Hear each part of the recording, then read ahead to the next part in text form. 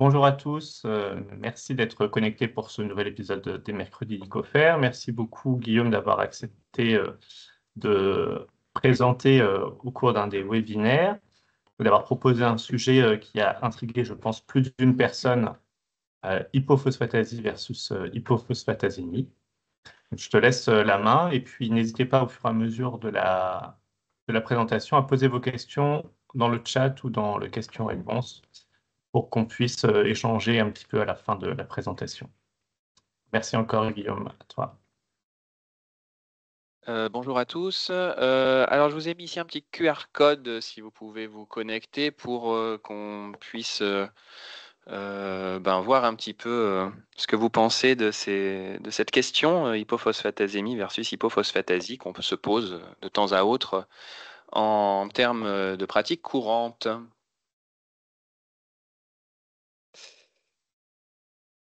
J'arrive pas à voir si du monde se connecte.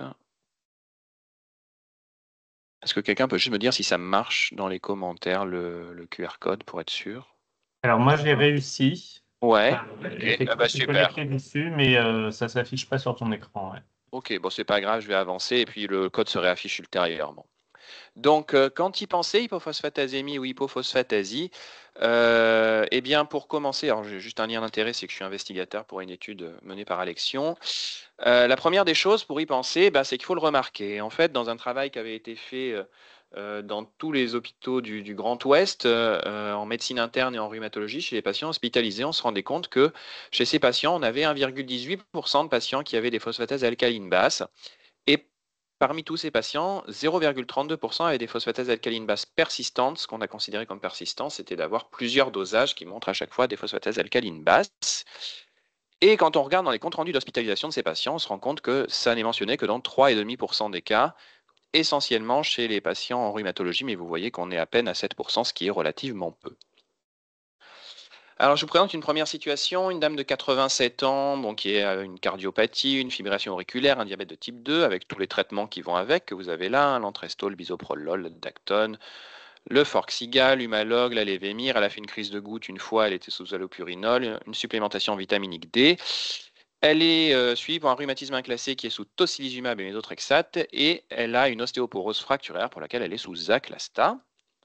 Et chez cette dame, quand on reçoit son bilan de suivi, on se rend compte que bon, elle a une petite neutropénie liée à son tocilizumab et surtout des phosphatases alcalines un petit peu basses, vous voyez, à 36, donc un peu abaissé. Donc je vous pose la question, cette patiente, d'après vous, est-ce qu'elle a une hypophosphatasie?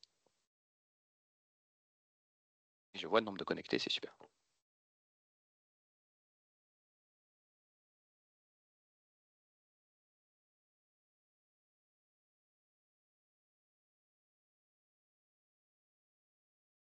Alors effectivement, pour beaucoup, il n'y a pas d'hypophosphatasie, c'est même la totalité des réponses d'ailleurs. Ah, ça change un peu. 15 votants.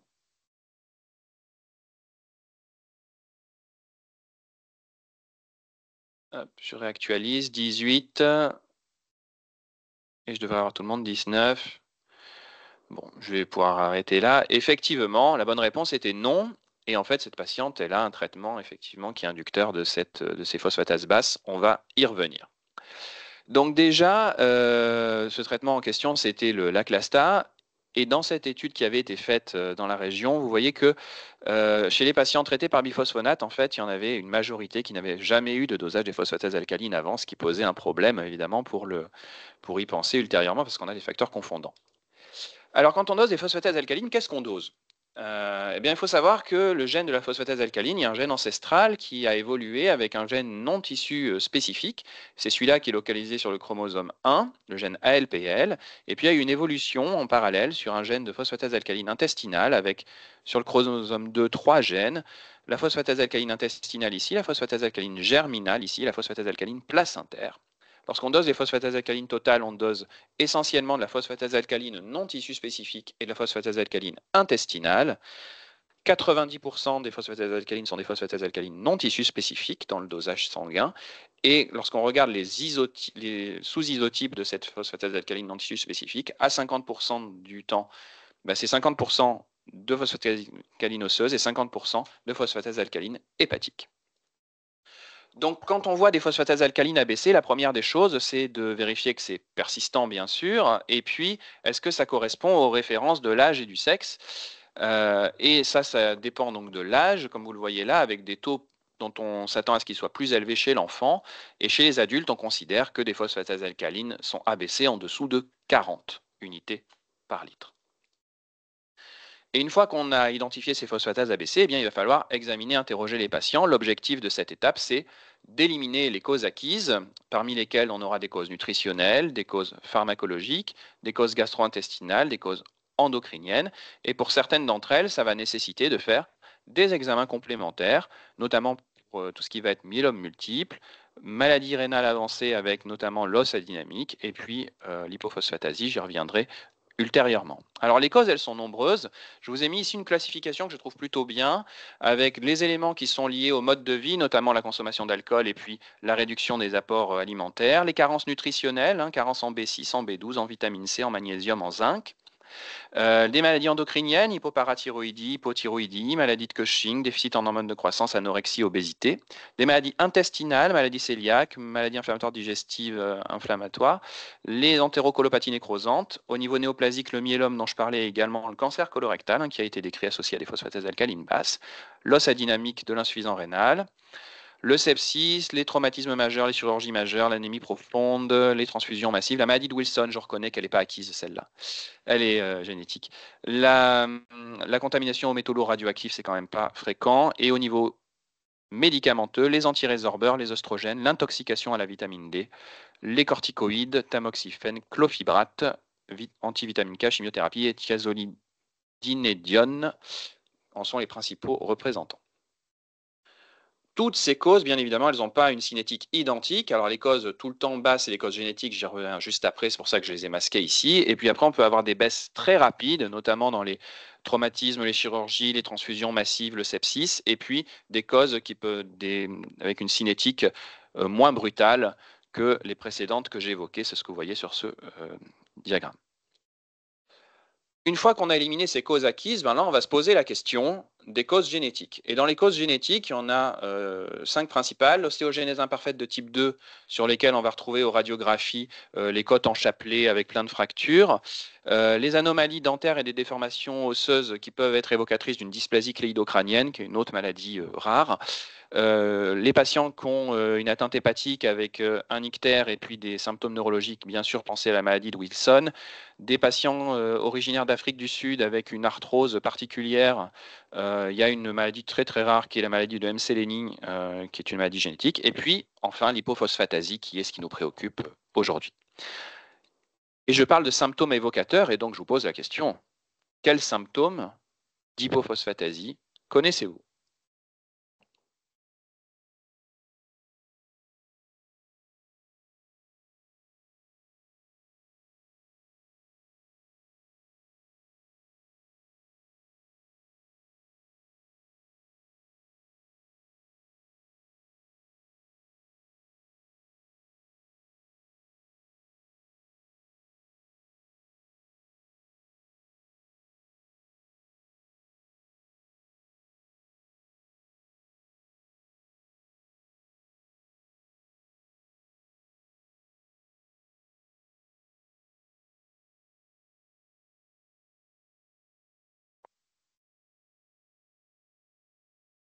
J'ai aucune réponse qui s'affiche. Je ne sais pas si c'est parce que ça plante ou pas. En tout cas, tout le monde a l'air d'avoir essayé de répondre.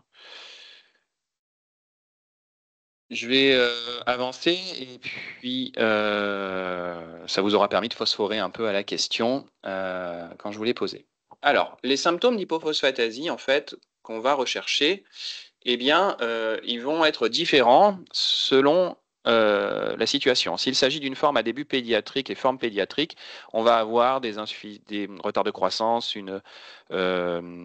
des symptômes de rachitisme, des pertes prématurées des dents avec des racines intactes, des convulsions, des symptômes respiratoires. Chez l'adulte, on va avoir des fractures évocatrices d'ostéomalacie, notamment au niveau métatarsien, de l'arthrose précoce, des pertes rapides des dents secondaires, là aussi à racine intacte, de la chondrocalcinose, et puis tous des symptômes qui peuvent être aussi bien chez l'adulte que chez l'enfant, avec les fractures, les douleurs osseuses, l'hypercalcémie, l'hyperphosphatémie, l'insuffisance rénale, la néphrocalcinose, etc.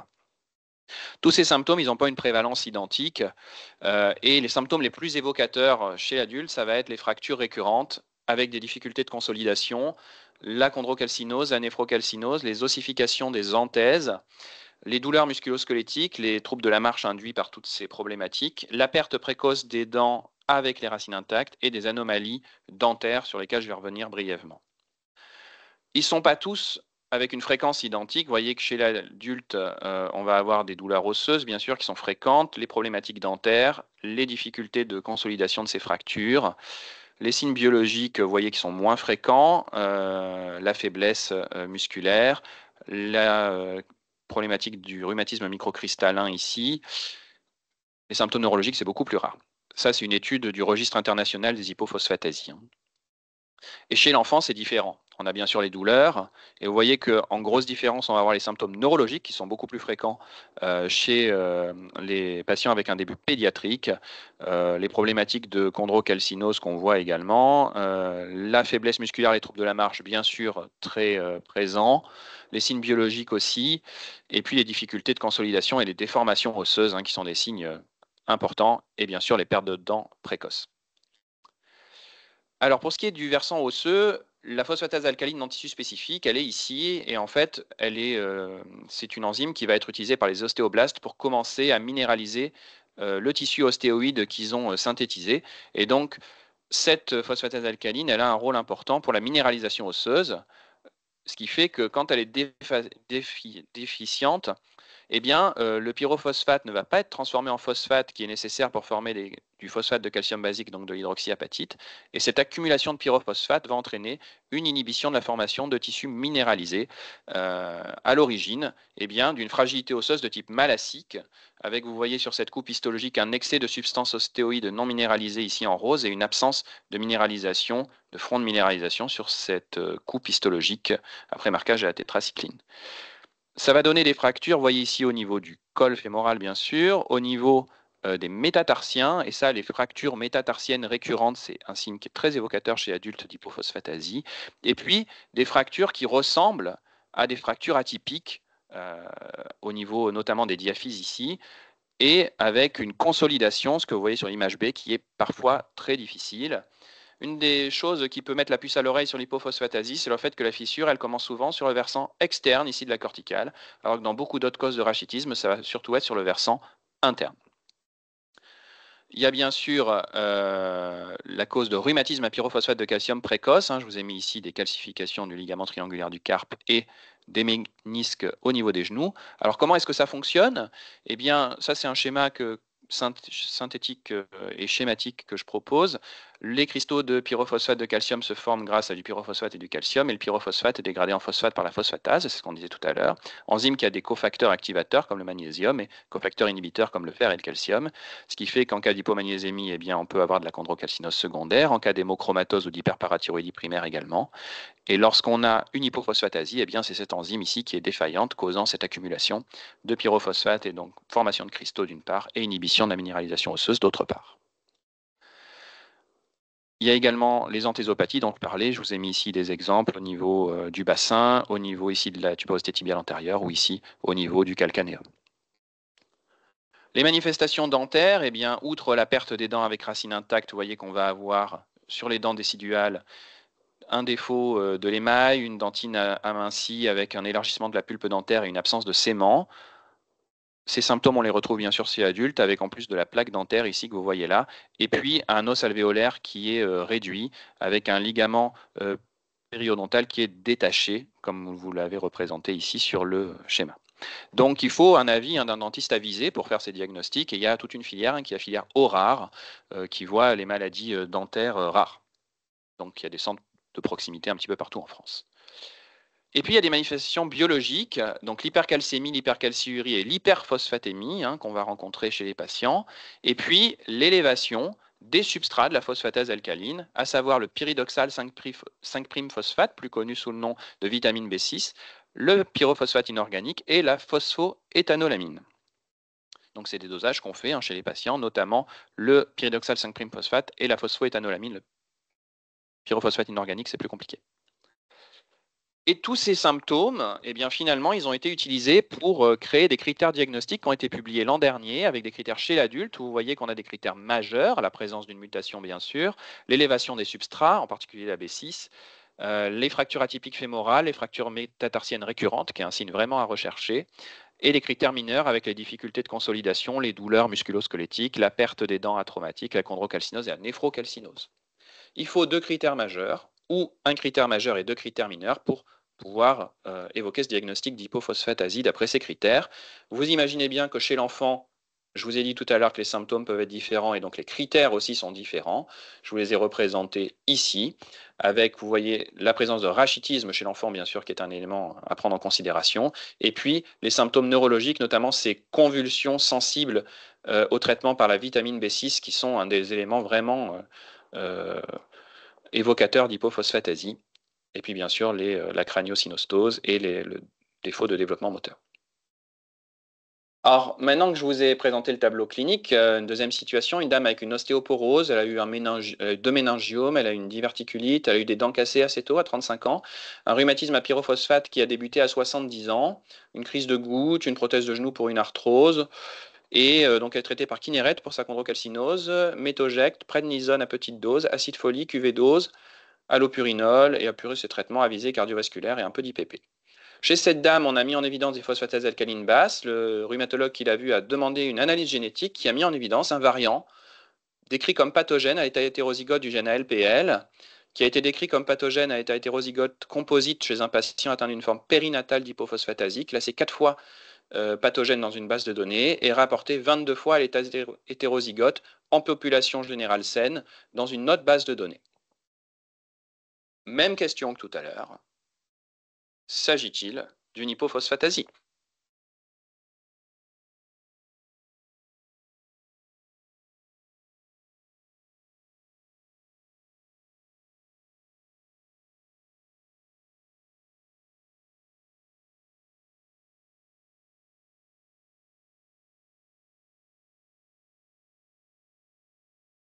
Je vais lire un peu. Ah, c'est moins tranché. C'est moins tranché. On d'avoir une vingtaine de réponses sur 30.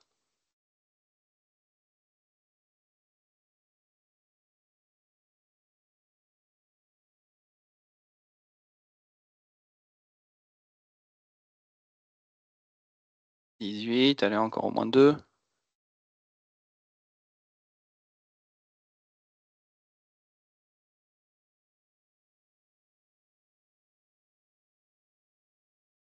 Ok, bon.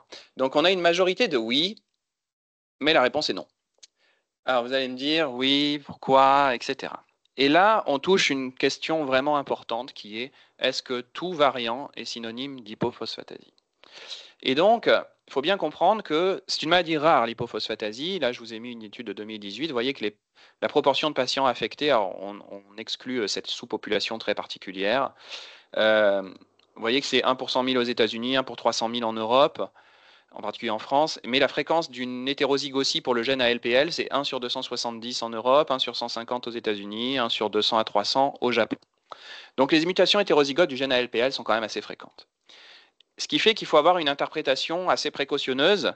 Je vous ai sorti un article d'un généticien ici, et vous voyez que finalement, un patient qui a un variant, notamment affecté à une forme modérée ou sévère lorsqu'elle est homozygote, si on est à l'état hétérozygote avec un autre allèle qui est sain, eh bien ce patient est normal et n'a pas d'hypophosphatasie en fait. Donc c'est là où on est, il faut être prudent, et je vous ai un peu aiguillé sans vraiment vous l'expliciter avec le résultat de l'analyse génétique, puisqu'elle était rapportée pathogène en forme périnatale chez un patient avec une hétérozygosie composite, c'est-à-dire qu'il avait un autre allèle muté avec une autre mutation chez le patient qui était symptomatique. Pourquoi est-ce qu'on va vers là? Parce que si on va par là, je vous ai dit que la mutation, enfin les variants en tout cas à LPL, on en trouve chez à peu près une personne sur 250, une sur 254 dans cette étude ici. Et à considérer que la pénétrance est de 50%, ça ferait une maladie légère, c'est-à-dire chez des gens qui n'ont aucun symptôme ou alors des symptômes aspécifiques. Chez une personne sur 508, on est très loin de la maladie rare. Et puis faire une maladie de symptômes non spécifiques, c'est quand même beaucoup plus problématique. Donc finalement, il faut être très très précautionneux sur la manière dont on interprète les variants génétiques que nous rendent les analyses. C'est pour ça que l'œil d'un généticien est toujours le bienvenu sur ce type de résultats.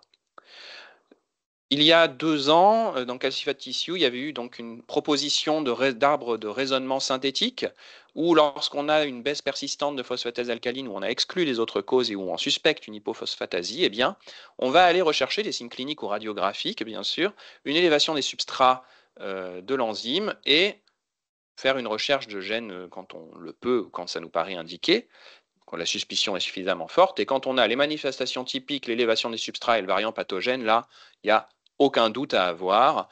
Sur le fait d'avoir des manifestations cliniques typiques, une élévation des substrats, mais l'analyse génétique revient normale, on ne peut pas exclure que le panel génétique qu'on a fait est passé à côté de l'endroit où on va avoir la mutation, donc ça n'exclut pas, et peut-être qu'une analyse avec une profondeur plus importante pourrait mettre en évidence un variant.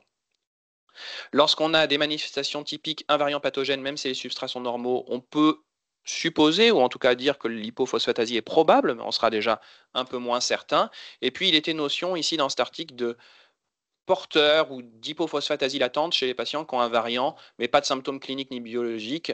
Et je considère que ces patients, on devrait plutôt les appeler hypophosphatasémie génétique. Autrement dit, j'ai une cause génétique d'avoir un taux d'enzyme bas, mais ça n'a aucune conséquence clinico-radiologique. Et donc, eh bien, il va falloir pas forcément en faire des tonnes pour ces patients. Et puis enfin, des gens qui ont des hypophosphatasémies persistantes, des symptômes cliniques, oui ou non, ça peut dépendre, mais où on ne trouve pas d'élévation des substrats et pas de mutation du gène ALPL, et on pourra éventuellement se poser la question d'une hypophosphatasémie d'une autre origine, aujourd'hui inconnue.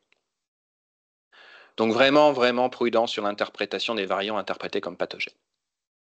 Troisième situation, patiente de 70 ans, clou gamma du fémur sur une fracture atraumatique du col fémoral, une fracture de la diaphyse fémorale, un accident de la voie publique, plein de caries dans l'enfance, des dents déchaussées depuis la vingtaine, avec un appareillage, des fractures des métatarses des 2 pieds, un petit bêta-bloquant, un anticalcique pour l'hypertension, un IPP, et puis de la vitamine D à dose habituelle de rhumatologue. Et sur son bilan biologique, vous voyez des taux de phosphatase alcaline très très bas, voire indosables, des taux élevés de pyridoxal phosphate, un taux de phosphoéthanolamine urinaire élevé, et sur un allèle un variant pathogène, et sur l'autre allèle un variant probablement pathogène d'ALPL. Et donc je vous pose la question, est-ce que cette patiente, cette fois, vous m'achetez l'hypophosphatasie?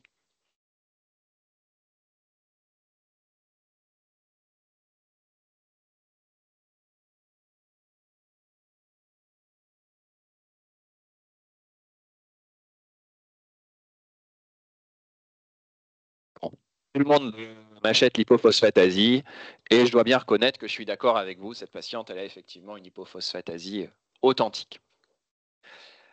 Donc finalement, en conclusion, l'hypophosphatasie, on y pense quand? Eh bien, on y pense face à une clinique compatible avec tous les symptômes que j'ai évoqués tout à l'heure, à la fois sur le plan ostéo-articulaire et sur le plan dentaire, sachant que, évidemment, la chondrocalcinose, il faut qu'elle soit à début relativement précoce, hein. La deuxième patiente, ça avait débuté à 70 ans, qui a un âge caractéristique de chondrocalcinose idiopathique.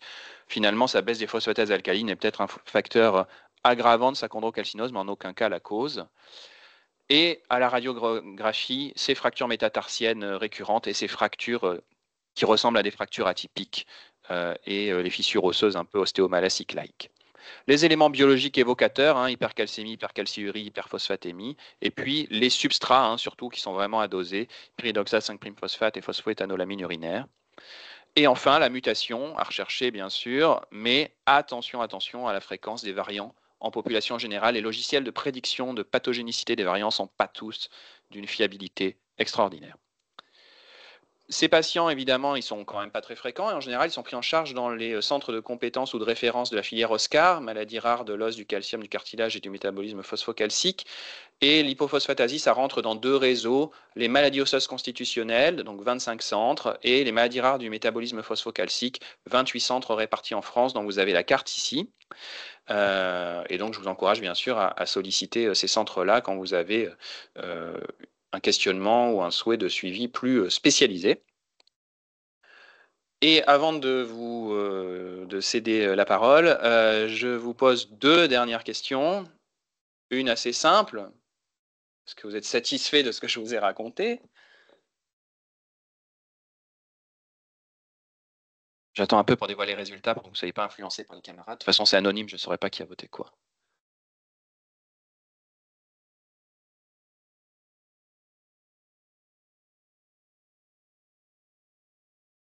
Vous êtes tous très satisfaits, j'en suis ravi. Personne ne me demande de rembourser et c'est tant mieux puisque je vous rappelle que je travaille à l'hôpital public. Et enfin, et c'est sûrement la question, je pense, la plus importante. Alors, comme c'est une question ouverte, je ne sais pas si ça va marcher comme tout à l'heure, mais le temps que je réponde à vos questions, je vous le laisse afficher. C'est finalement, qu'est-ce que ça va changer à vos pratiques, tout ce que je vous ai raconté, parce que j'espère que ça aura une implication pratique. Je vous remercie pour votre attention.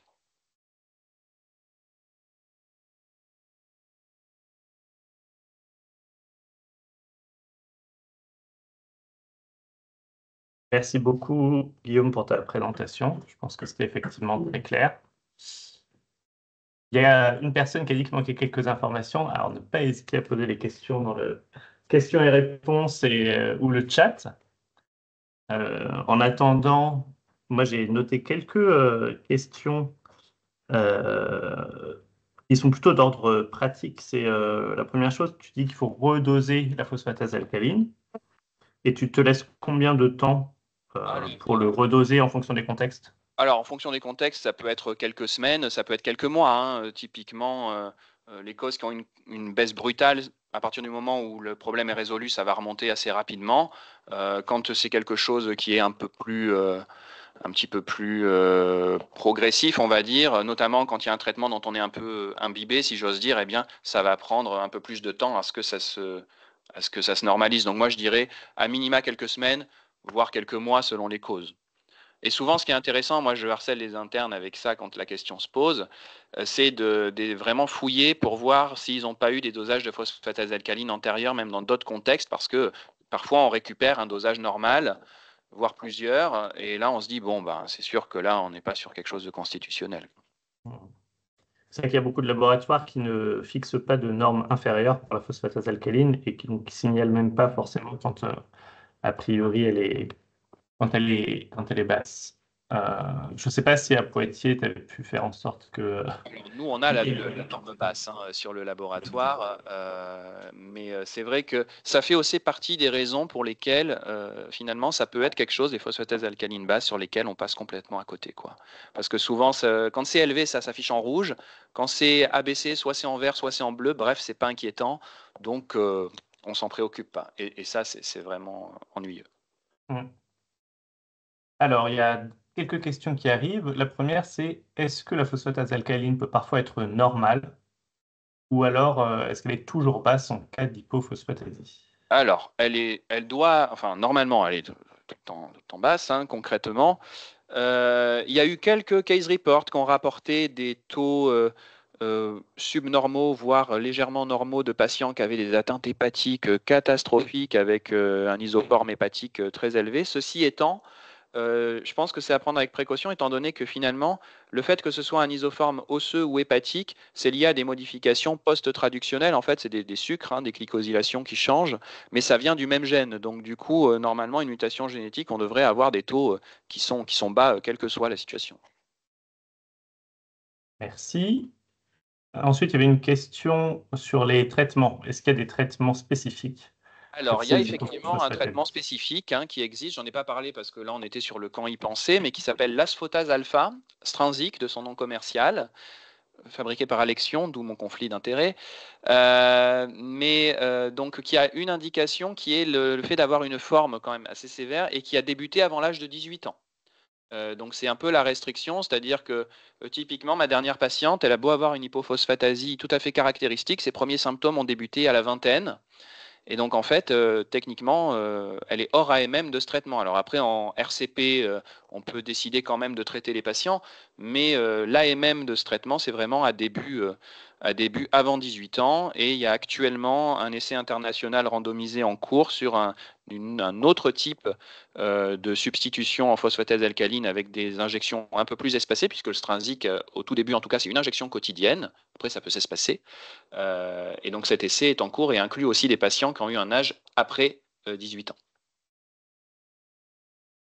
Et encore en pratique, alors j'imagine que les dosages des métabolites et puis de la recherche de la mutation, de toute façon, ça se fait dans des laboratoires spécialisés.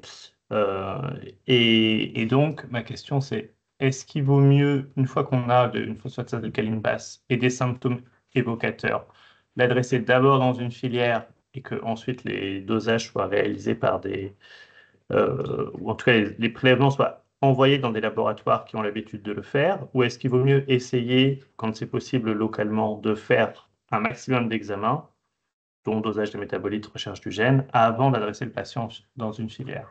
Alors, je pense que faire un pré-tri, ça paraît intéressant, notamment l'enquête étiologique là, que j'évoquais au début du topo, avec l'élimination des autres causes qu'on peut rencontrer et qui peuvent s'éliminer localement, hein, pour le coup sans de grandes difficultés. Nous, par exemple, à Poitiers, pour donner un ordre d'idée, alors le pyridoxal 5-triphosphate, c'est ce qui dose quand on leur demande la vitamine B6, donc du coup, on n'a pas trop de difficultés à l'avoir.